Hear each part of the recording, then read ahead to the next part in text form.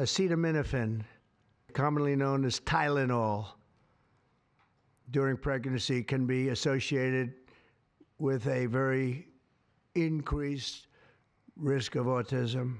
Andrew, what did you make of Donald Trump's autism announcement this morning? Look, Ben, I think at best this is misleading. At worst, it's a complete misuse of science.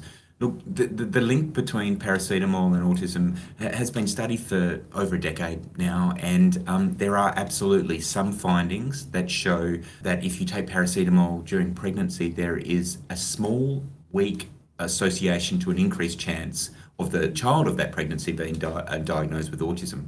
But there are also studies that show no association, and there are also even studies that show the reverse, that taking paracetamol might reduce the chances of the child being diagnosed with autism. But critically, what none of these studies show is a causal link, that taking paracetamol during pregnancy is causal of autism in the offspring of that pregnancy. And that's why I say it's a misuse of science. I'm in the business of evidence, and if the evidence changes to identify new environmental exposures that might be related to autism, I will change my views. But at this stage, the evidence is really clear, is that this is a small, weak association, but not a causal link. Thousands of people in the Philippines are evacuating their homes amid a massive storm. The strongest storm recorded on Earth this year is causing major flight chaos today for Aussies visiting or passing through Hong Kong. Super Typhoon Ragasa is bringing destructive winds of nearly 285 kilometres per hour, prompting Qantas to ground all flights to the popular airline hub for at least the next 36 hours.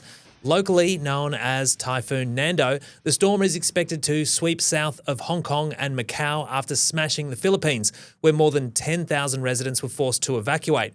Local weather bureaus expect the storm to maintain its current intensity for at least the next 24 hours, which could impact tens of millions of people in the region, with danger coming from the strong winds, flooding and landslides from the heavy rain, and storm surges in coastal areas. In China, in Shenzhen, which is a megacity of more than 17 million people, officials are preparing to evacuate 400,000 residents from low-lying and coastal areas. Hong Kong has closed schools and more than 500 flights have been cancelled so far from a variety of airlines.